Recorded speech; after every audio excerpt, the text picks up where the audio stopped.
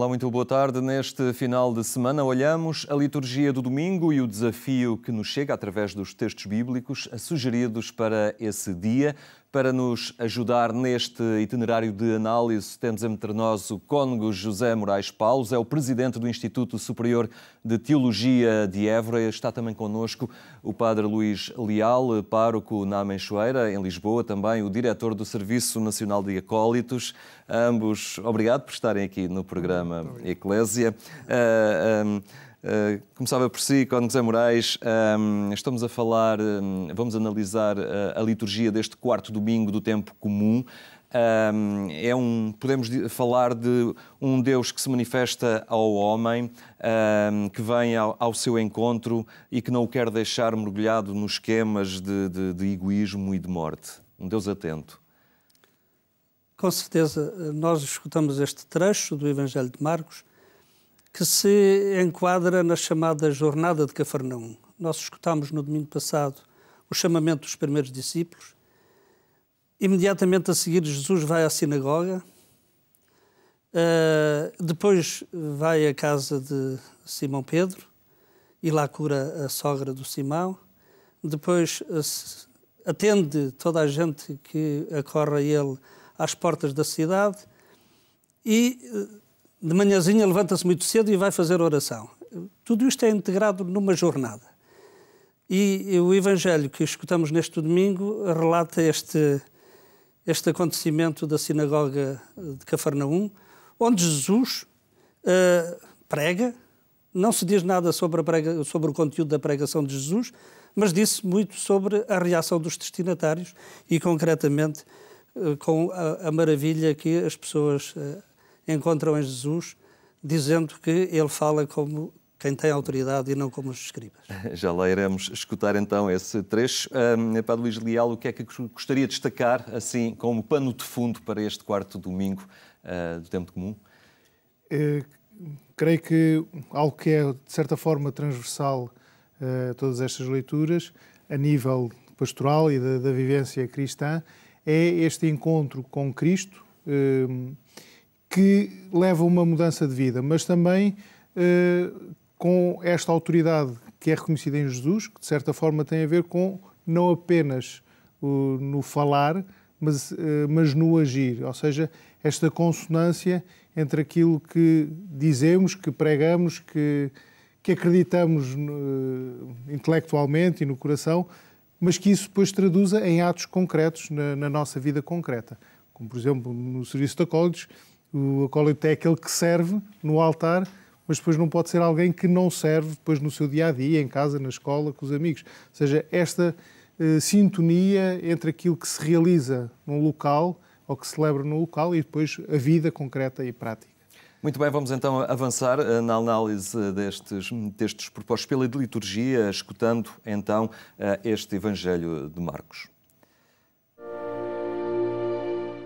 Jesus chegou a Cafarnaum e, quando no sábado seguinte entrou na sinagoga e começou a ensinar, todos se maravilhavam com a sua doutrina, porque os ensinava com autoridade e não como os escribas. Encontrava-se na sinagoga um homem com um espírito impuro que começou a gritar: "Que tens tu a ver conosco, Jesus Nazareno? Vieste para nos perder? Sei quem tu és, o Santo de Deus." Jesus repreendeu-o, dizendo: "Cala-te e sai desse homem." O espírito impuro, agitando-o violentamente, soltou um forte grito e saiu dele. Ficaram todos tão admirados que perguntavam uns aos outros: "Que vem a ser isto? Uma nova doutrina com tal autoridade, que até manda nos espíritos impuros e eles obedecem-lhe." E logo a fama de Jesus se divulgou por toda a parte, em toda a região da Galileia. Cônego José Moraes, esta passagem de Marcos, aqui a reação surpreendente das pessoas perante uma ação de Cristo que deixa todos estupefactos. É realmente este marcar a diferença, alguém que surpreende, não é? Que traz em si uma mensagem de novidade e que se impõe aqui num gesto de alguma espetacularidade. A autoridade não é propriamente pelo ensino, como O texto não diz nada sobre o que é que Jesus disse, certamente, que anunciou a boa nova do reino de Deus e convidou ao arrependimento, porque o tempo estava próximo. Mas o que caracteriza esta ação de Jesus não é tanto o ensino, mas é a obra, aquilo que ele faz. E, de facto, isto tudo passa-se na sinagoga, onde muitos ensinavam. E onde até, no espaço religioso dos judeus, se encontra aquele homem com espírito impuro. E é precisamente a ação de Jesus relativamente à expulsão desse espírito impuro que faz com que todas as pessoas fiquem maravilhadas. É no próprio espaço e num dia de sábado na sinagoga, no espaço religioso, que se encontra esta oposição a Jesus, este adversário de Jesus, e por isso a ação de Jesus suscita esta maravilha entre os assistentes. Para Luís Leal, a expulsão deste espírito impuro que nos remete assim para um imaginário quase dos filmes. Mas este espírito impuro, de alguma forma, pode habitar cada um de nós, não é? De certa forma, pegando também nas palavras que o Sr. Cónigo José Moraes dizia, esta realidade acontece nas nossas comunidades. Claro que não temos, por norma, nenhum endemoniado assim de repente precisa de um exorcismo assim de primeiro grau,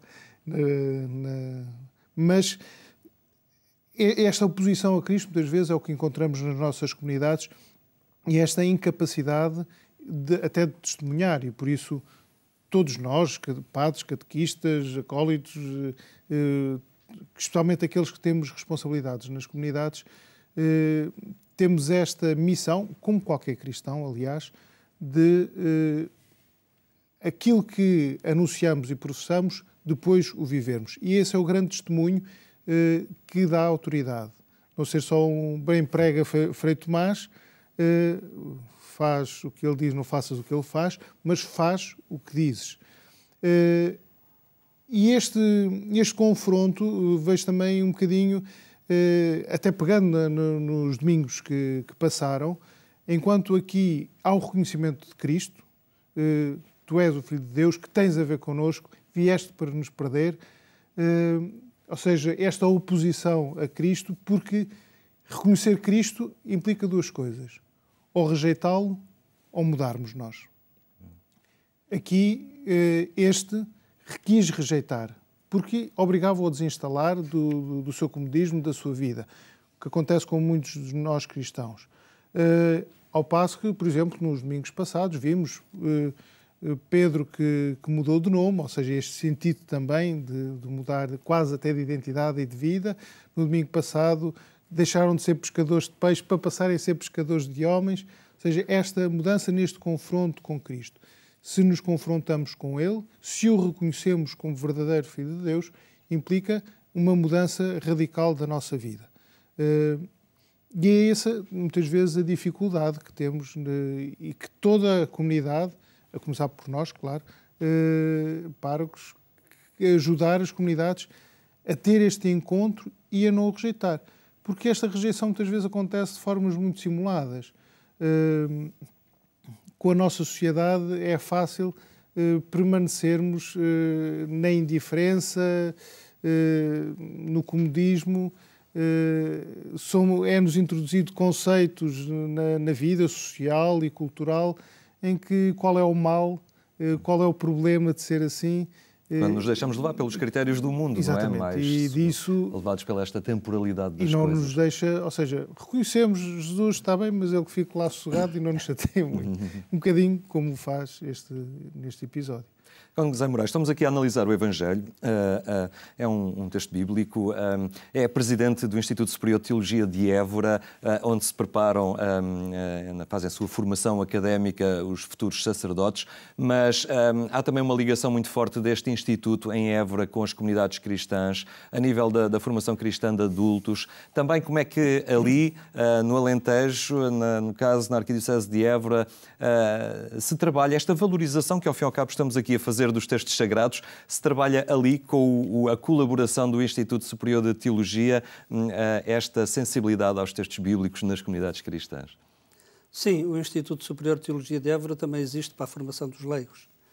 E nós, ao longo destes 40 anos de existência, celebramos este ano os 40 anos, nós sempre proporcionamos também cursos para a formação, cursos de formação dos leigos, onde naturalmente a componente bíblica sobressai.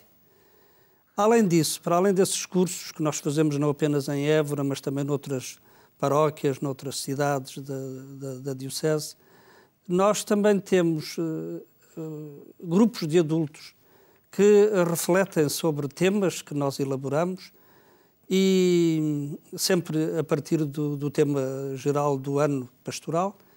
E no desenvolvimento desses temas temos sempre os textos bíblicos. Desde há alguns anos para cá optámos pelo método da Lectio Divina e não há tema nenhum que se desenvolva nos grupos paroquiais de adultos, que temos vários, as paróquias normalmente quase todas têm grupos de adultos, e parte-se sempre do texto bíblico. Naturalmente que aqueles que elaboram os temas têm esse cuidado e desta forma também o conhecimento da Sagrada Escritura se desenvolve. A cultura bíblica, ou a falta dela, pergunto eu, entende que continua a ser uma fragilidade nas nossas comunidades cristãs? Porventura, mas também não podemos ter a ambição de que todos os nossos leigos sejam especialistas em Sagrada Escritura.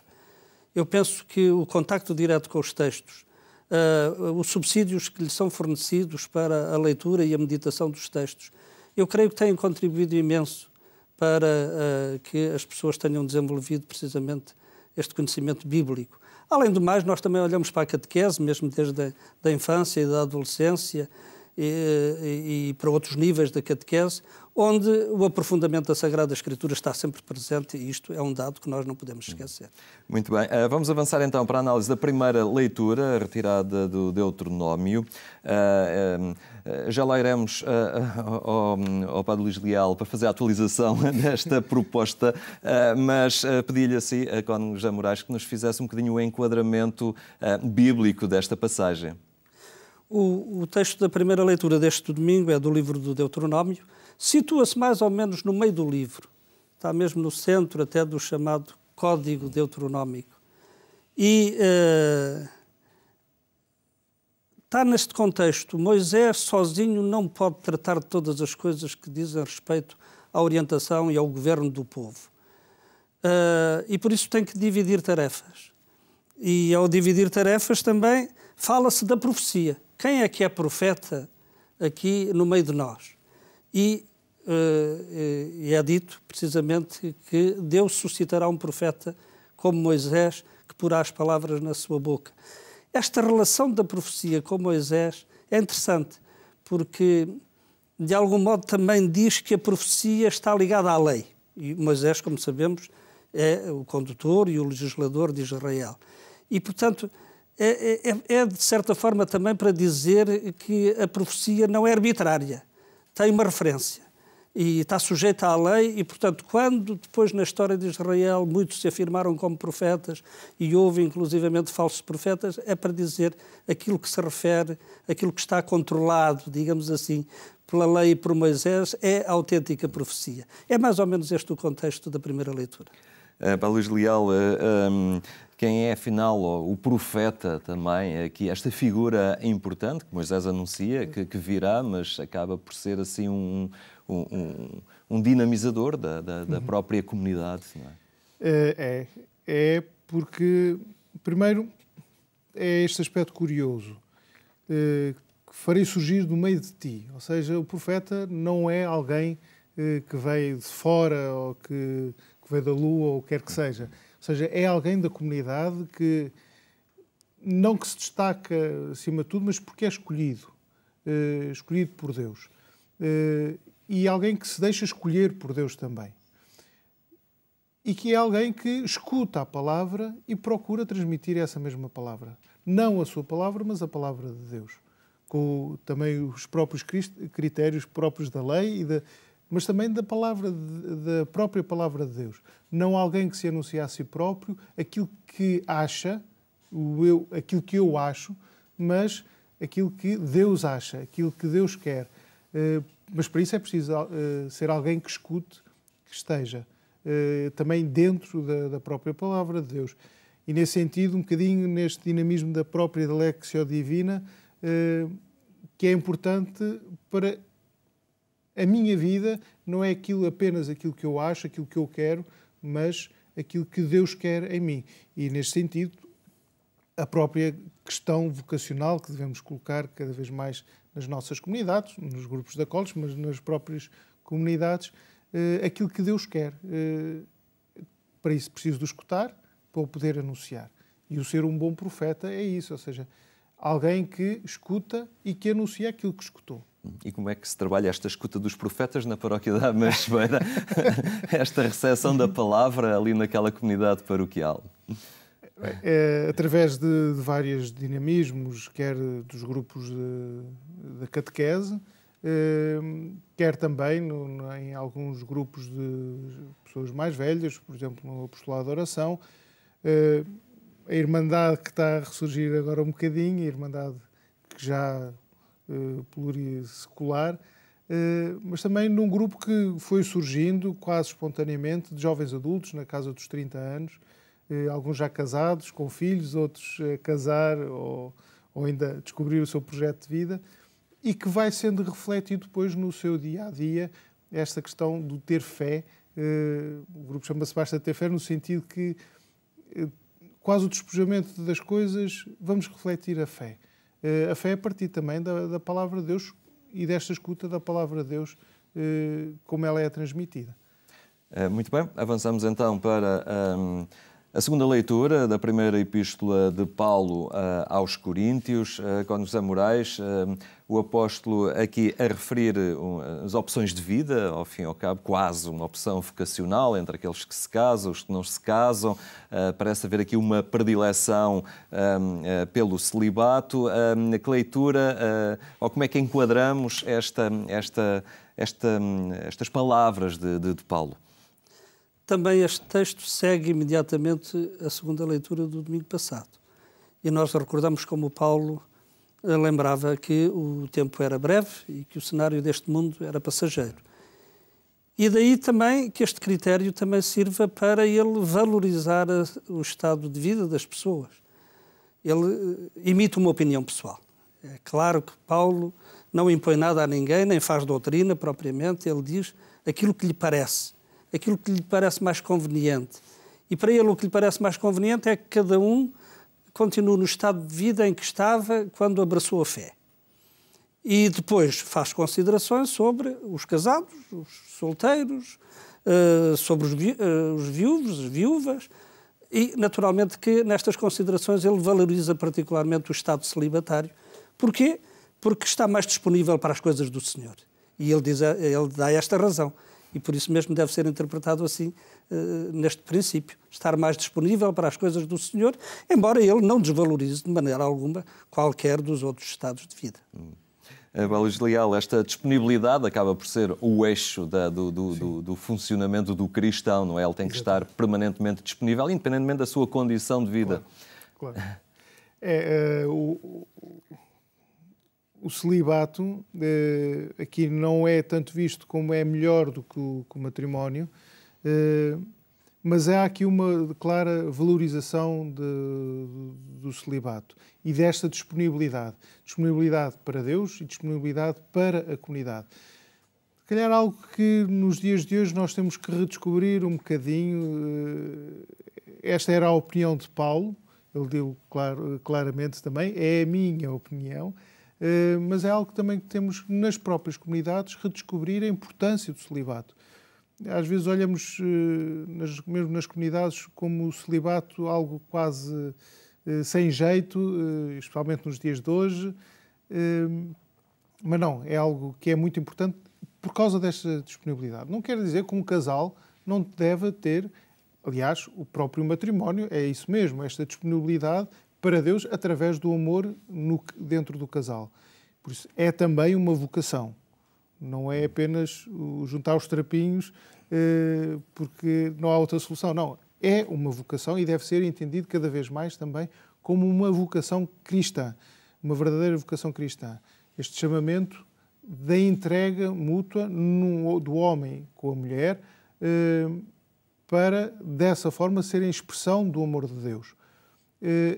Por outra forma, também, o celibato como esta expressão deste amor de Deus que se entrega a todos, que se dá a todos, que está disponível a todos.